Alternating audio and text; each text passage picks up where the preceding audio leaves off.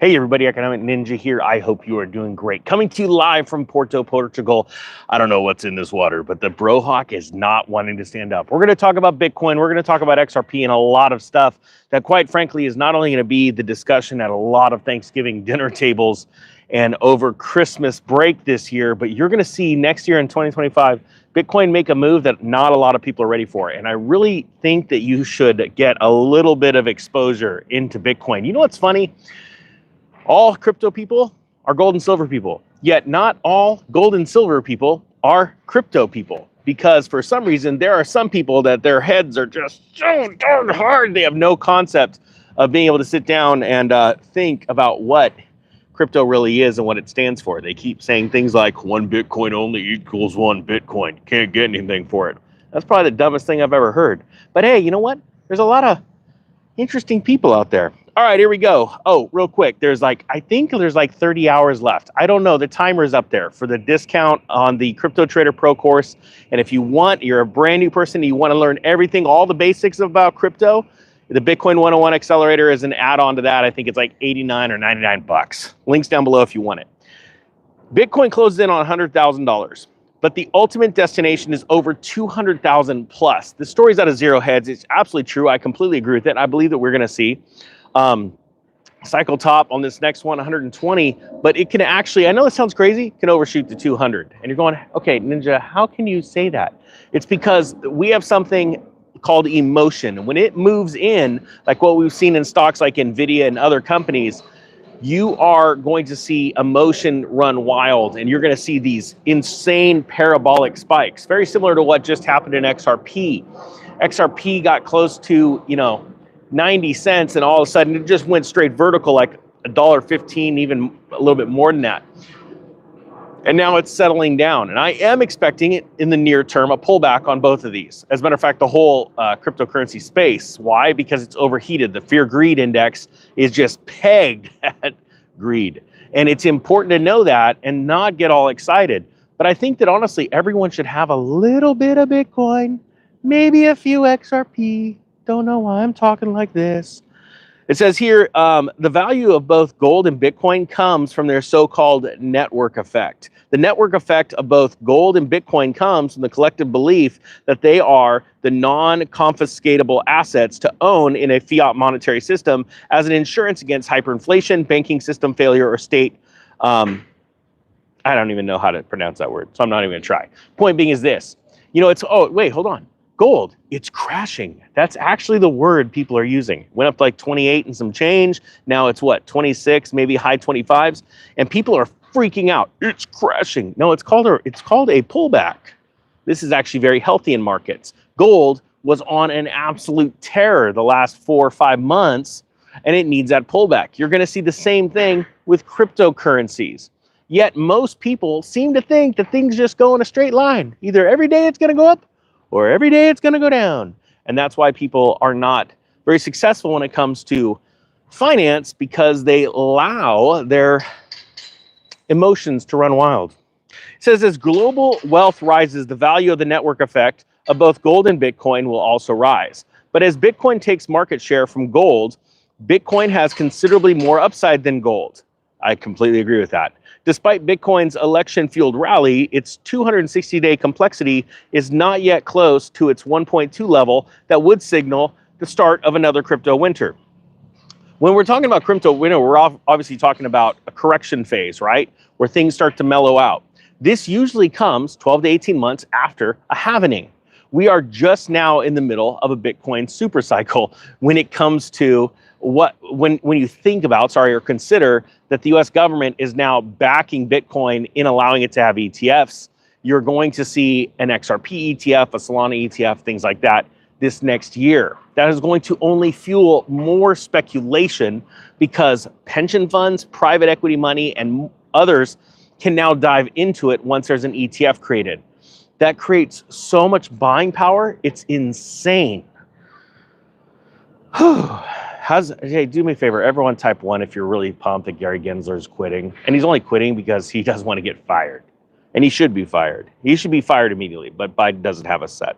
All right, back in 2021, a report was penned explaining why Bitcoin was headed to 100,000. Suffice to say, 100,000 plus forecasts stirred the hornet's nest even here at BCA. The naysayers pushed back hard, claiming that Bitcoin was a Ponzi scheme or at least a very dangerous bubble. Now, I did something a long time ago. I wanted to set myself up, and I'm not joking. I wanted to make, when Bitcoin or XRP or other cryptocurrencies went up a certain amount, I wanted to be able to make $1 million. I know that sounds crazy, but I wanted, when I saw these assets and knew that they were going to move in a certain direction, I went and took everything I had and put it into it. Now, when I say everything I had, I still had gold and silver off the side and stored. I had all my debt paid off. I was buying up as much as I could through all of my side hustles, my businesses at the time. I was literally grabbing everything I could. And it's very important to note that I know a lot of people that do this. They sort of put this in their mind. They're like, when that stock goes up, every time it goes up $10, I'm going to make $1 million. And I'd been planning this for about, well, now close to 10 years. And we're now at that moment where we're seeing these price rises. And there are a lot of people like me that are going, they're seeing insane wealth creation. Well, there are a lot of people on the sidelines that are afraid. They're going, hey, I already missed it. I missed the boat. I'm not joking, you haven't. If you look at the cryptocurrency market as a whole, and you look at how many trillions it's worth right now, that pales into comparison to the amount of fiat currency around the world that's around. And think about this. We now have Europe worried about hyperinflation. They're actually talking about it. They're saying, hey, we lowered rates. Now we're afraid because inflation's still there. Inflation's running hot. But we had to lower the rates to appease the investors and the stock market people and the banks and all this stuff. The economy at large, they're about to get a rude awakening with hyperinflation. And what's going to happen as inflation starts to tick up more and more and more? You're even seeing Jerome Powell talking about it. Like, hey, this is going to be interesting. We're lowering the rates, but I don't think you're going to like what you see. When inflation starts to run wild, and we already have a space where cryptocurrency is off and running, right?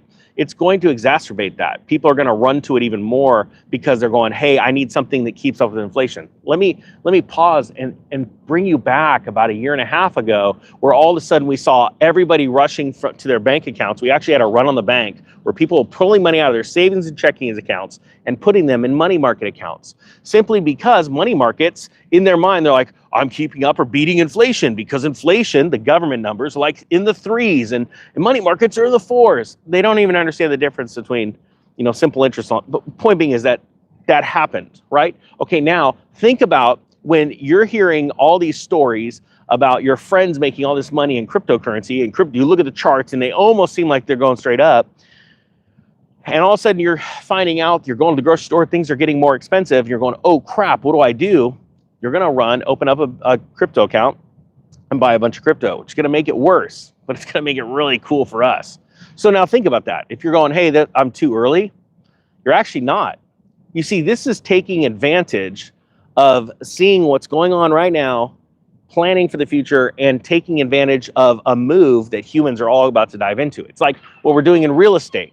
I've been teaching real estate cycles, and now all my students absolutely see it. They're like, I get texts from people. They're like, dude, I just saw my neighbor's house drop 15%. Boom. From asking to now they're asking 15%. They still haven't sold it yet. They're seeing the real estate correction. Anyone that tells you there's not a real estate correction in our nation, in the US, it has no concept of real estate.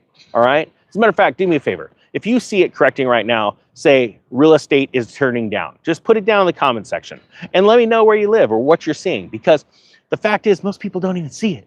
And this is just simply taking advantage of, oh yeah, this is what makes Paulson and other great investors great and wealthy, because they see, like Warren Buffett, hey, I'm selling my stocks because I see the market's too hot and I'm going to be buying all this stock back a lot cheaper. They're just simply going, I know human emotion.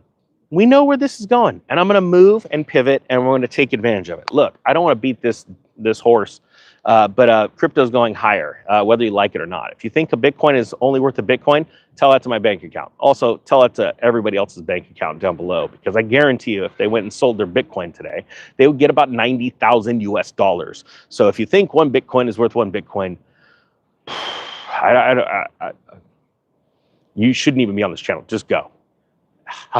If you want to learn how to trade crypto, I have been a trader. I don't have one of those fancy channels where I show you chalk starts and make things blow up.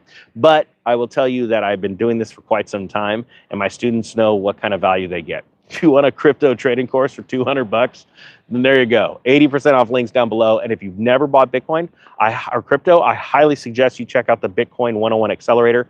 It was produced by a best-selling author in the space of cryptocurrency on everything from what it is, how to buy it, how to store it, all this stuff. Just, it's insane what Dylan covered in that course. And that's an add-on bonus or a buy if you want to buy it, okay? All right, that being said, the Economic Ninja is going to go and check out more of Porto, Portugal. See you guys.